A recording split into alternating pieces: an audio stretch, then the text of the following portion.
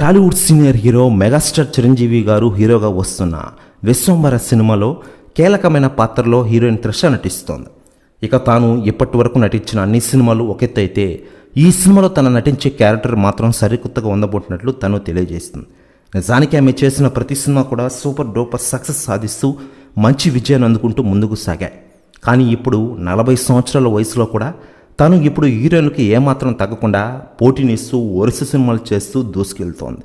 ఇక ఈ సినిమాతో మరోసారి తనను తాను స్టార్ హీరోయిన్గా ఎస్టాబ్లిష్ చేసుకోవడానికి చూస్తోంది.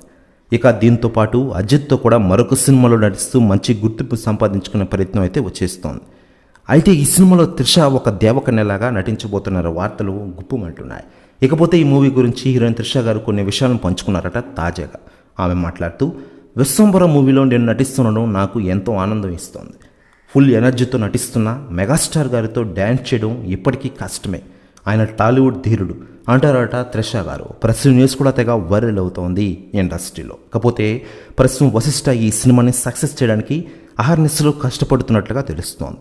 మరి ఈ సినిమాతోనే ఆయన సూపర్ సక్సెస్ కొడితే ఆయన పాన్ ఇండియాలోనే స్టార్ డైరెక్టర్గా గుర్తింపు పొందుతారు. ఇదిలా ఉంటే వశిష్ఠ ఇంతకుముందే బింబిసార్ అనే భారీ బ్లాక్ బస్టర్ని అందుకున్నారు. సినిమా మీద కూడా తన పూర్తి ఎఫర్ట్ అయితే పెడుతున్నట్లుగా తెలుస్తోంది.